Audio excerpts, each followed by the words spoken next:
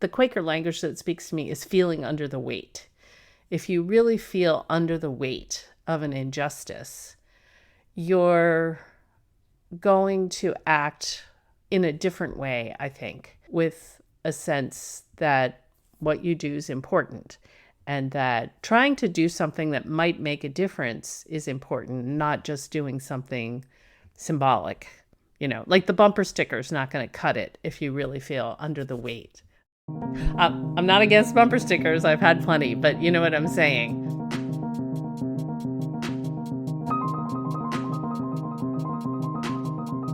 The Quaker podcast. Story, spirit, sound. Hey friends, Zach here. We hear all the time that we're living in a divided age. But what if our separation is just an illusion? And what if the very crisis of the earth could actually save us from that illusion? That's the provocative idea from my guest today, Eileen Flanagan. She's a Quaker activist, author, and nonviolence trainer who's currently traveling the country promoting her new book and giving people real, actionable tools to combat the environmental and societal crises that we find ourselves in.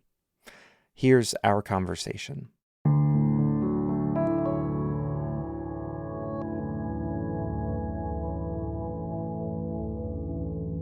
My name is Eileen Flanagan.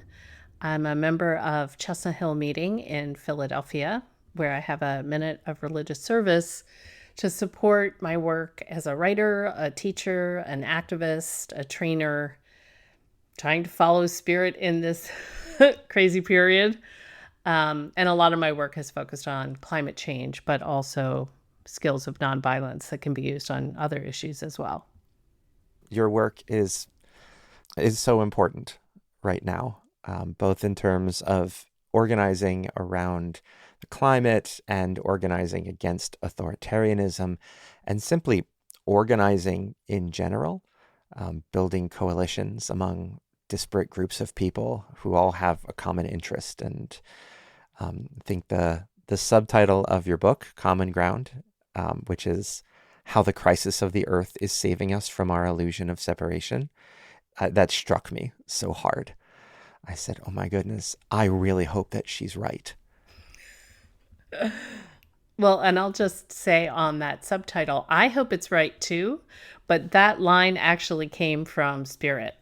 That was the impetus of this book, was a spiritual message. And it's the thread that continued through a long journey of writing the book, was this idea of the illusion of separation and the ways that the climate crisis, but also the pollution crisis and the biodiversity crisis, there's so many aspects to what's happening on the earth that are revealing our interconnection with each other and with other species. I almost said spirit, which is also a level of it for me.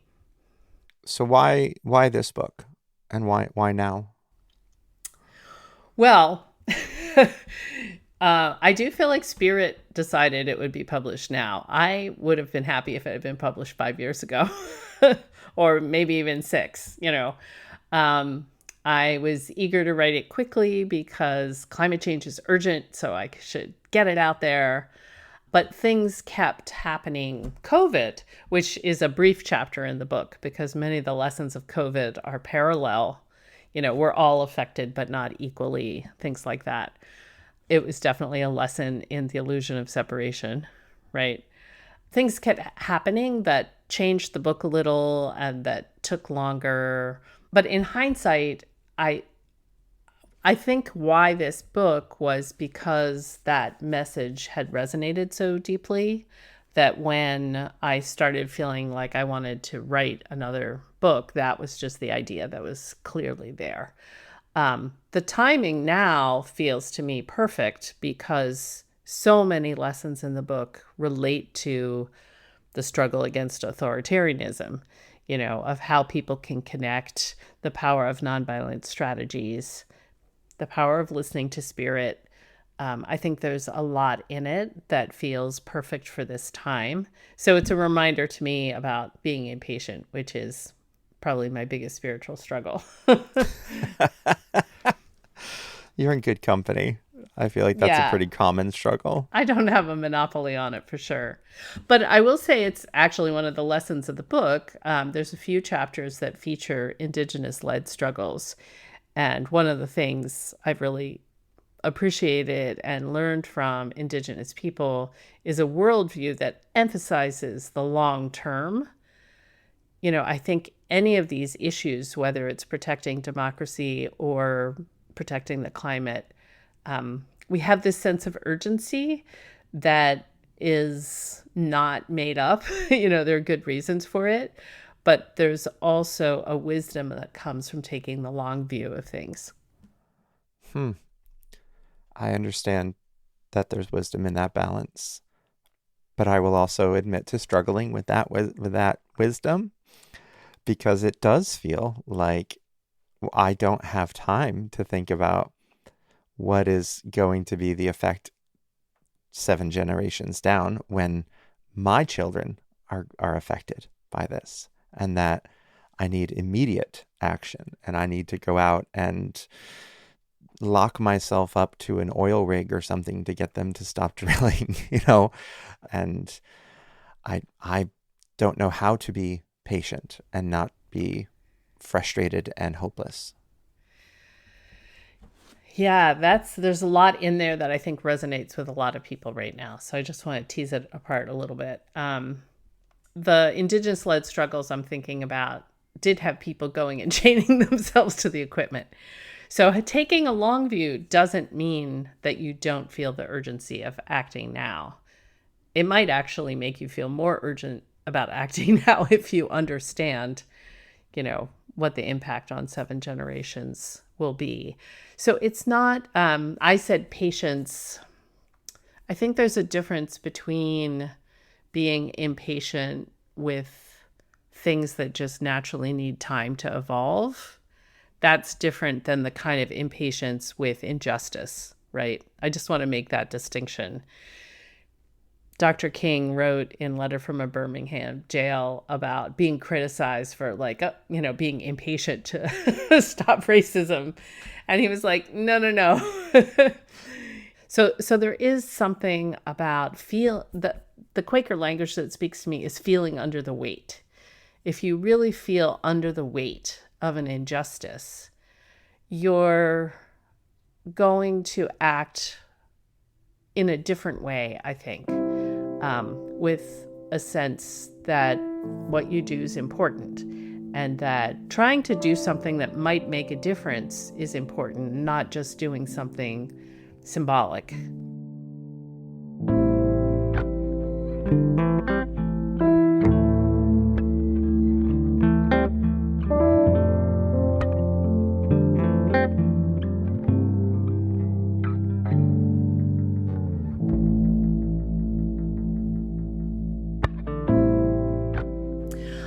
I think the importance in the organizing of patience comes in more in things like relationship building. You're not going to build any kind of coalition across differences, especially painful or historic differences, being impatient. So I'll tell a quick story. I went out to Line 3, which for people who don't know was a pipeline built across northern Minnesota. In many ways, the campaign to stop this pipeline was similar to Standing Rock. It was led by Indigenous people, and many, many thousands of people from different Indigenous nations and non-Indigenous people came as allies to support this campaign. I felt led to go out to this camp, both to be a participant and to write about it in the book. And when I arrived, I told the camp leader, Sasha, all the camps were led by Ojibwe women. And I was like, hi, I'm a nonviolence trainer. If you need any trainings, just let me know. And she was like, great, clean the kitchen. Like, we don't know you, white lady who just got out of a car, And I was like, oh, of course. Okay. So I cleaned the kitchen and I signed up for porta potty duty, and it was I think around day 10 or something. I ended up leaving and then coming back. But the day that I was leaving for the first time, unbeknownst to us, the pipeline drill arrived at the Enbridge site, the company, right next to where we were camping. And so there's all these people there to protect the water, to protect the land, doing ceremonies, doing sweat lodges. So it's this moment of fear and urgency, and more people were coming from different camps in order to do direct action. And I had to go and felt terrible about leaving at that moment. So I consulted with this other person and said, could we stay a little longer? And she said, yeah, we could stay a few more hours. So I went back to Sasha, the camp leader, and said, we're leaving, but if you wanted me to do some kind of nonviolence training, like I could stay an extra couple hours. So then after 10 days of me cleaning the toilets, Sasha stood up and said, Eileen's leading a nonviolence training in 5 minutes. Everybody go, take a break and come right back. And so that was a moment where I felt well used. I felt like what I mostly offered that group was grounding for a few days that ended up being really brutal. And I couldn't have done it on day one because nobody trusted me, right? And 10 days is a short period of time, but if you're camping with people and eating every meal together, So if you're not camping with people, translate that 10 days into some longer period of relationship building. So that's part of what I mean about having a longer vision and not just coming in with my to-do list. After the break, Eileen gets practical, explaining the unexpected way that Earth Quaker Action Team is taking on the fossil fuel industry and the various roles that people can fill in this movement. Stay tuned.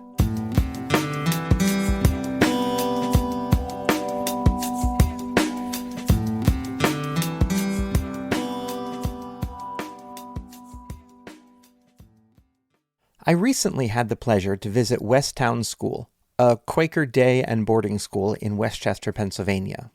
I was there to talk to Chris Wills, the assistant head of school, but instead of taking me on a tour of one of their world-class academic buildings, he wanted to show me the land itself. So our first stop was to one of the school's oldest residents, Grandmother Maple.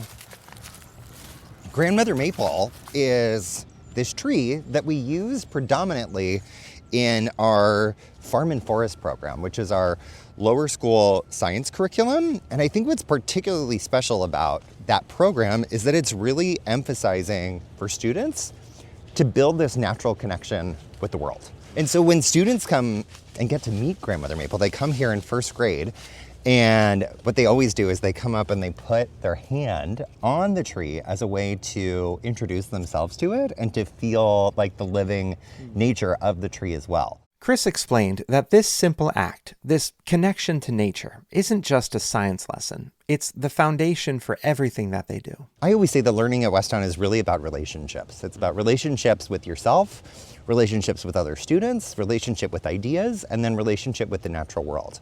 As we walked along the wooded trails of their 600-acre campus and marveled at the kingfisher swooping over the lake, Chris explained that Westtown is a place where diversity is celebrated, and the students who represent 20 states and 19 countries are given the space to discover new perspectives. I think it leads to all of these really incredible conversations in classrooms too. So my understanding of an issue is going to be informed by the fact that I'm an American citizen. But, my neighbor who might be from Korea could have a totally different experience and a different way of approaching a particular topic or concept, so that we can really learn from each other and kind of test that idea of what is truth and how can we expand wisdom. As we emerged from the forest and back into the heart of their busy campus, Chris summed up why this connection to the land is so central to building a healthy human community. We can see the diversity that exists within this landscape to better understand all of the different ecosystems, how all of these different parts really rely on one another in order to form sustainable systems. And so learning from those kinds of things allows us to really be able to translate those ideas into human scale kinds of things as well. If that kind of deep, intentional community is what you want for your child, then I encourage you to visit westtown.edu, where you can learn more and schedule a visit. And you should definitely schedule a visit. It is a truly beautiful campus. So again, that's westtown.edu, westtown.edu. And now, back to the show.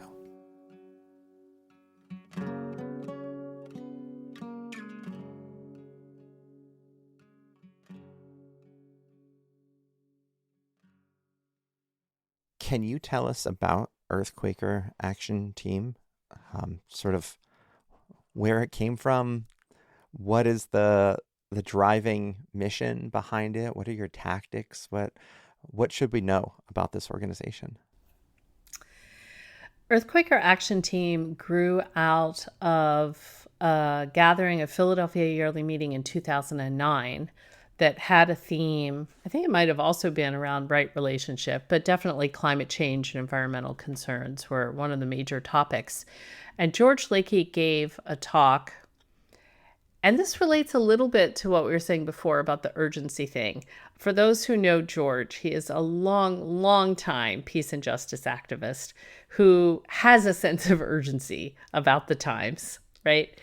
And he had for decades been trying to convince Quakers to do more nonviolent direct action, things like civil disobedience, and was disappointed that they hadn't.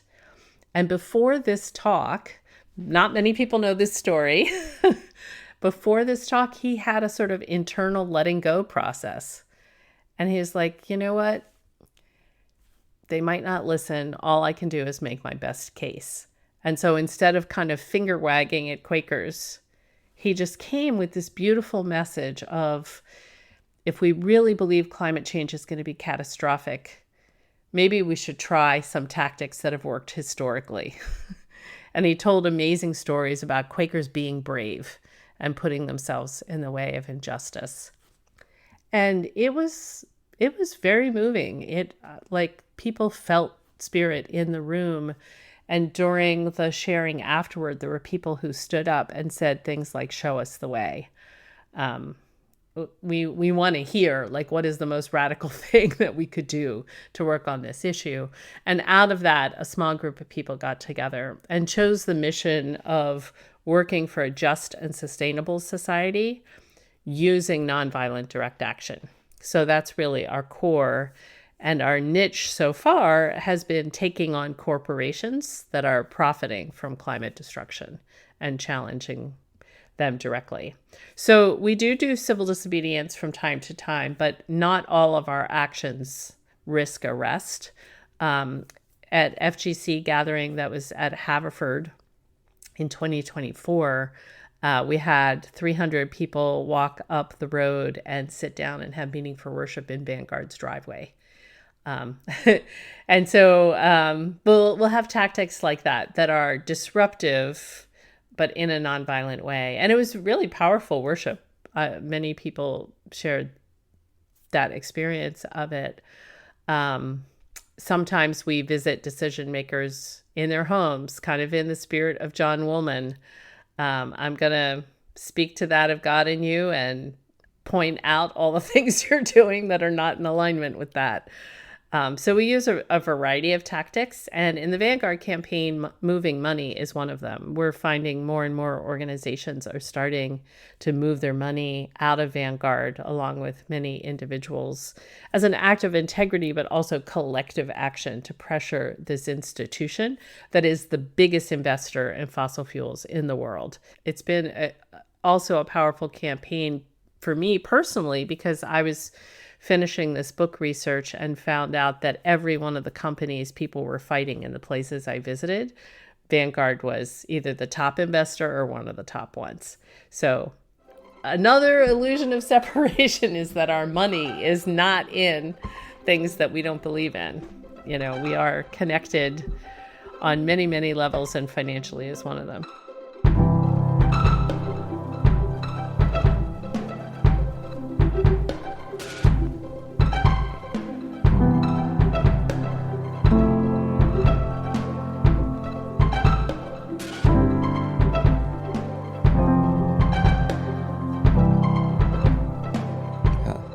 Yeah, that is a really good point.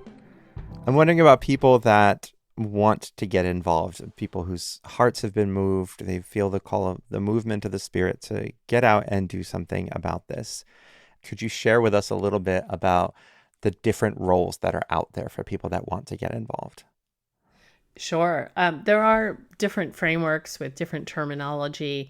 The one you're probably referring to that was part of the founding of Equate is the framework of the 4 roles of social change, which was based on research about successful movements. And it was observed that all of these roles showed up in movements that were successful. So one is called the helper.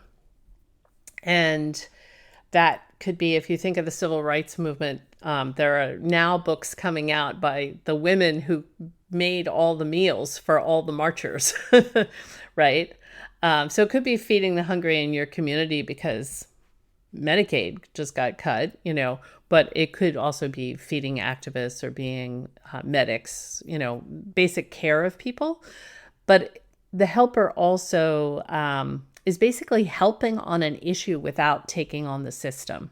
So for climate change, it could be people building rain gardens or getting their local meeting to put solar panels up or, things. There are so many things that we can do alone and especially together that make a difference without necessarily taking on the entire fossil fuel industry, right? So the helpers, that's their niche. Advocates are taking on the system, but using the tools of the system. So FCNL is an excellent example of an effective advocacy organization. Can you tell us what that stands for? Yes, the Friends Committee on National Legislation. Thank you for slowing me down. Or FCNL is a great example of an advocacy organization because they use lobbying. They visit politicians. They build relationships around Quaker concerns. And that's important. Legislation is important. And that isn't enough alone because so many of our representatives are taking money from the fossil fuel industry. So then you have the rebels, which is what Equate was founded to be, a rebel organization. We saw other Quakers were playing the other roles. And so we're the block the driveway people or the show up in a more challenging way. So for us, it's challenging, grounded in love and spirit, but it's still challenging. We've interrupted a few corporate shareholder meetings, for example, with singing or, with words or whatever. But we're not going to necessarily wait until they call on us at the end. We're going to assert it, So that's part of the rebel role, is to create pressure by raising the issues in a way that makes it hard for decision makers to continue with business as usual. And then the last role is called the organizer. And the organizer is really able to play any of the other roles, but their orientation is bringing people together. So at heart, I'm really more of an organizer, but I found my place in a rebel group. But building relationships between individuals, but also between groups, is part of what an organizer is jazzed about.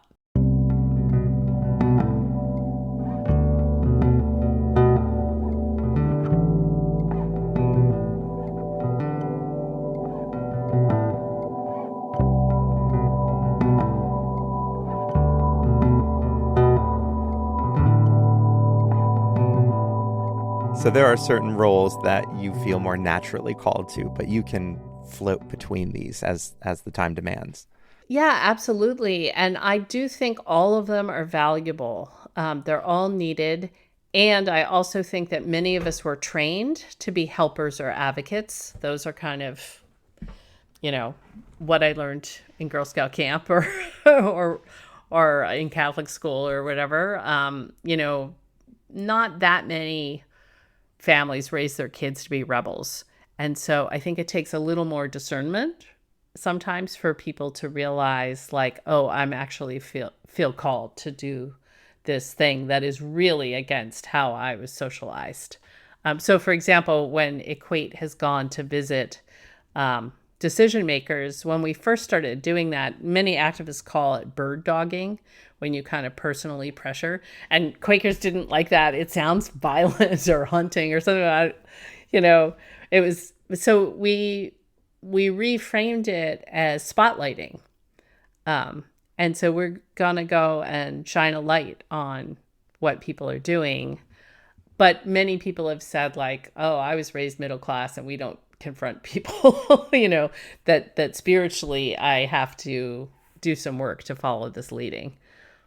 And that's been true for me too. I wasn't raised to interrupt CEOs, Yeah, and there seems to be two different avenues of this. That there's the internal prophetic work where you are sort of maybe frustrated that the people in your particular inside group don't feel the same fire that you do, and you need to rally your own troops. I mean, not to use a military metaphor here, but and then there's the sort of prophetic fire against the perceived injustice, that when you're trying to convince your meeting to take action is a different sort of prophetic voice than when you're trying to convince Vanguard to do it.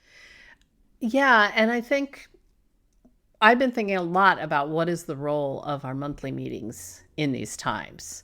And I think the primary role of our monthly meetings is to spiritually support people to listen to spirit and do bold things that they may or may not do with other meeting members, right?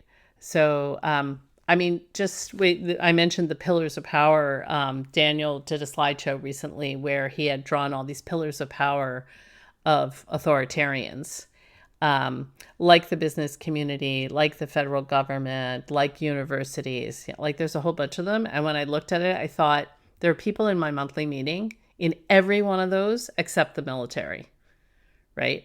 So we might have people who the bold thing they feel led to do is to disobey at work, right? Or to challenge, in their professional role. If you're a university administrator, you're under so much pressure right now to cave, right?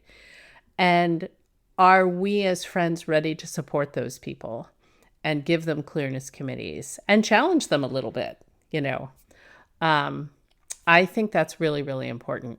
I think there are some kinds of social action that a monthly meeting could do. A monthly meeting could definitely put solar panels up. A monthly meeting might be able to take in a refugee family and provide sanctuary. Although, by the way, don't put it on your website.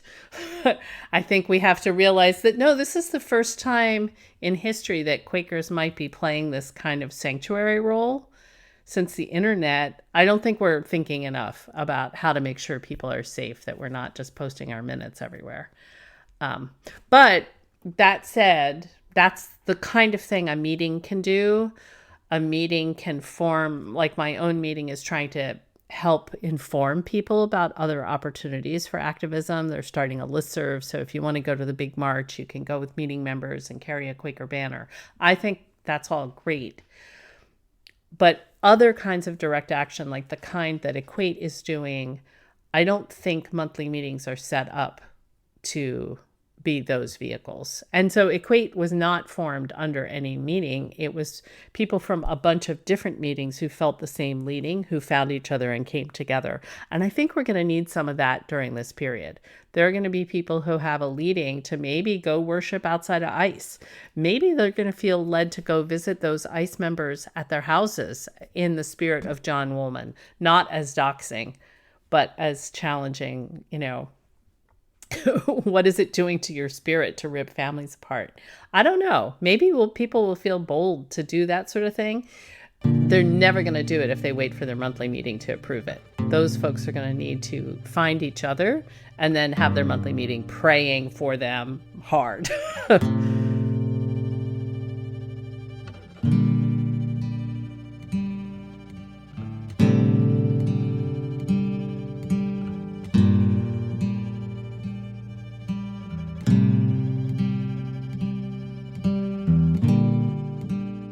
As we sort of wrap up our time together, and your book is coming out as we record this, it's coming out next week.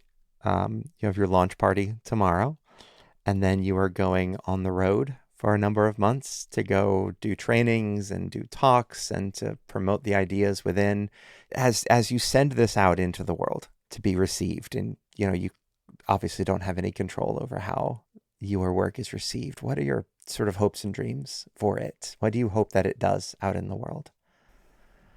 Oh, thank you for that question. No one's asked that.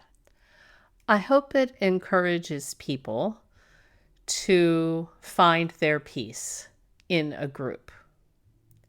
There's been a lot for a long time of Quakers carrying their reusable water bottles and doing various things, right, to try to live more lightly on the earth. And that's great.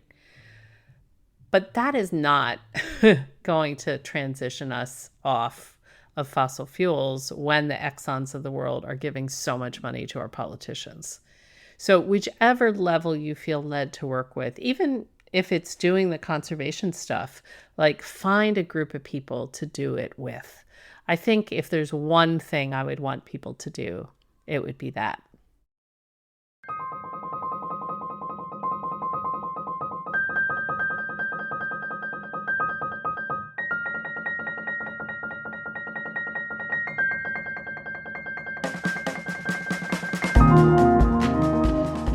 Thank you for listening, and thank you to my guest, Eileen Flanagan. Check out our website at quakerpodcast.com for discussion questions, a transcript of today's episode, and links to more resources. Make sure you subscribe so you don't miss a thing this season. This episode was hosted, produced, and edited by me, Zach Jackson. John Watts wrote and produced the music. The Quaker Podcast is a part of The Quaker Project. We are a nonprofit Quaker media organization dedicated to giving Quakerism a platform in the 21st century. If you like what we're up to, please consider becoming a monthly supporter. You can go to quakerpodcast.com and click support in the top right window. It takes less than 5 minutes, and we really appreciate it. And now, our daily Quaker message as read by Damon Williams. Gerald Littleboy, 1945.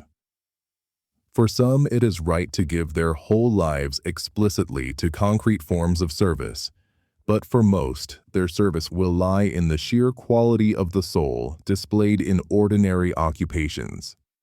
Such ordinary occupations are sometimes an essential contribution to the liberation of another person for wider service, and, in any case, the inspiration of a dedicated life lived in simple surroundings, though often untraceable, may be profound in its reach.